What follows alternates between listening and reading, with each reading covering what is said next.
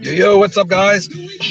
Sorry, running behind on this frigid Sunday morning here in Delaware.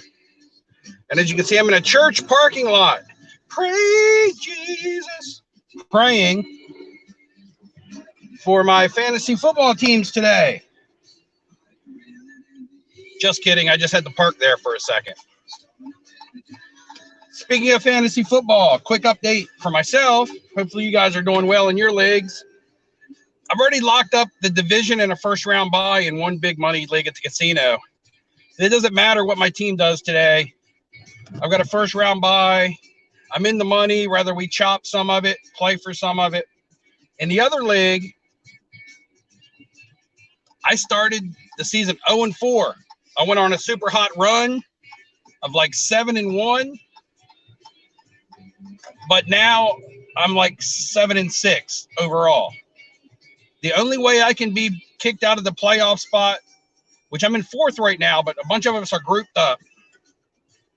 The only way I can not make the playoffs in that league is if I lose the fifth, sixth, and seventh seed teams win and outscore me by 100 points. So I have to lose. All three other teams have to win, and I have to be outscored by the seventh seed team on a win and me losing by 100 points.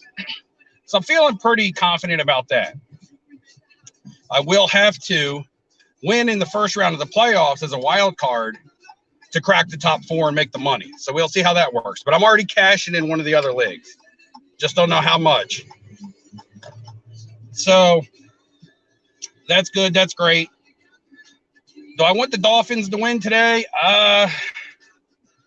They're on a bye, so it doesn't really matter. Now, I put in the title that I was going to talk about Zion's injury. However, I don't want to talk about Zion's injury. I'm not a doctor. I'm not a surgeon. I'm not even a nurse. So, I'm not a physical therapist, none of that. Zion suffered a setback on his foot injury. I'm not going to get into the details. Apparently, it's breaking news. However, it was announced on December 2nd. So if it's announced on December 2nd, and all of a sudden it's breaking news, it's like a little old. And a lot of the people that want to talk about the Zion injury, not everybody, but some people want to shed light on it as a negative, which it is. But some people want to be right about it. Some people want him to be hurt so they can say that they're right. So they can say he's the next Greg Oden. I told you. However, to be realistic, the hobby needs him right now. Ultra modern basketball hobby needs Zion right now. But basketball is boring. It's boring right now. They need a splash of excitement, and Zion would have given that up. I wanted to tell a quick story, but I'm already at work and I'm running late. I had some stuff I wanted to talk about, but there's a story that I told on my Monday live stream, and some of you guys might have missed it because the live streams are long. But I feel like it warrants being told really quickly once again. And that was about a Larry Bird autograph card that I believe found its home. I'm actually going to park somewhere else. I got a better parking spot. Sometimes I park over here because it's closer to the entrance. But I do have my own spot behind the casino that sometimes I don't use. I'm going to it today since I'm still talking. But last Philly show at a trade night, long story short, two Phillies ago, not the most recent, sold a Larry Bird auto to a teenager who said Larry Bird was his favorite of all time. So I parted with the card. I then later saw the card on graded and on eBay, the exact same card. So basically he bought it off me and tried to flip it graded. Ended up taking a loss with fees, which sucked for him. However, it also sucked for me because I would have never sold him that card if I didn't think he was going to PC it. And who knows, there are different instances, like I said, maybe he needed to. This time, I'm sitting at the trade night. The trade night had just started. I hadn't started making my rounds yet. Didn't even have my case open. Another younger gentleman, a teenager, comes up to me with his father. He's in a wheelchair. And he says, "Do you mind if I look through your cards? I know that you have some Larry Bird and some Magic Johnson autographs in there." And I'm like, "What? How do you even know that?" First of all, I haven't even opened my case yet. I've just sat down. I'm with Ryan from Breakout Cards. He's still there. And we're sitting together. And he said, "I saw your case and your cards. You were doing a deal with Santiago Sports earlier. And I was told that you had a lot of Larry Bird autos in here." So go figure. Well, he goes through my cards. He finds one, a Panini Lux silver auto on card. And he's like, "I really want this card. I love this set. I'm trying to put this set together." I'm like, "Okay, that's fine. But Larry Bird is my PC." He looks up the last comp, which was my comp, my buy. When you buy these rare autograph cards, a lot of times you can't comp them on eBay. You can't go by the last comp because my comp was the last comp. I'm going to do a video talking about trade nights, valuing your cards, walking the show floor, but really trade nights and how to maximize your maximize what you do at a trade night.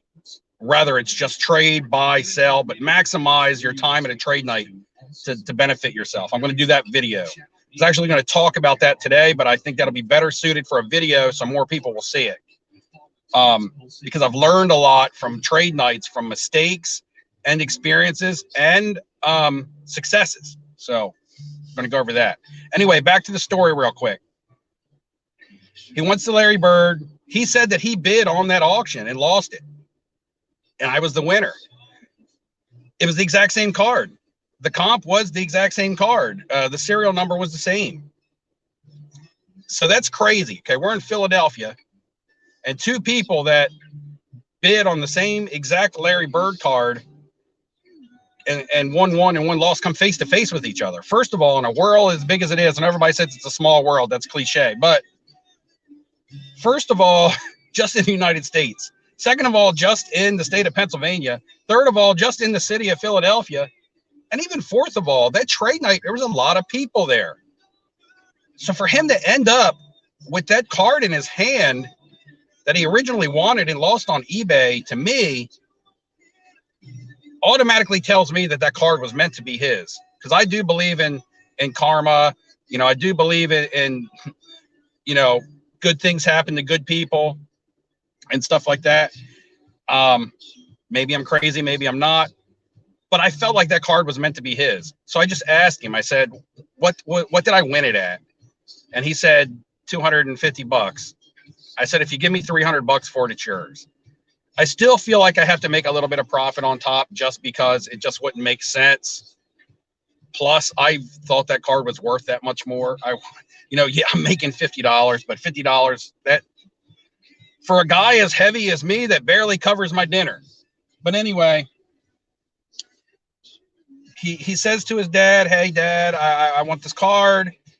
His father gives me $300 for the card, and it's going to be part of his Christmas present. It's going to be a Christmas gift. They said right there. I was like, "Oh, so you know, there's your card. Enjoy your card." He was like, "Yeah, I'll enjoy it, but I probably have to put it away till Christmas." So that kid got a item that he really wanted for Christmas. His father had the convenience of not having to go out and hunting it down and shopping for him. He found a card that was probably meant to be his anyway. So it makes him happy at trade night. It makes him happy that he got the card and it's a Christmas present. I made $50, so I didn't lose. It is what it is. I just think that's a way better story, and hopefully the ending for this card is better than the one that I sold at the last Philly show. And I feel like this was a redo. This was a do-over for me selling a Larry Bird card to end correctly, because the last one didn't end correctly. It didn't go into the PC like the guy said it was going to do. He tried to flip it raw. He lost after fees. Maybe that was karma on him for the way that, you know, I trusted him and sold him the card. And now, you know, we come full, you know, go 180 on it. I think that this Larry Bird card that I sold will end up in someone's collection, at least for a while. And it made him happy at the time. I don't think that there was the thought of how much money can I get out of this in the future. All right, guys, that's all I got for you today. Sorry it wasn't much informative. I'm going to put out another informative video. If you didn't watch my presentation video that I put out, I think it uploaded yesterday morning, go and check that out, because if you read the title, it says presentation is king when selling, but it's not only a presentation video. It also has recent pickups in there, because I'm crossing my recent pickups up that I just bought over into new cases. So you'll see new cards that I've bought, as well as my tips to present your cards, whether you want to sell online or in person. So go check that video out for me. And I'm going to have another video coming out talking about maximizing and capitalizing on trade nights, and whether it's buying, selling, trading, and personal experiences. All right, guys, I got to go. Unfortunately, I got to go into work. I could sit here and talk to you for another hour. You know how I like to do, but work's a calling. I got to go. Have a good football Sunday. Hopefully your fantasy football teams win. Get in there and get some of that cake. All right, guys, take it easy. I'll see you later.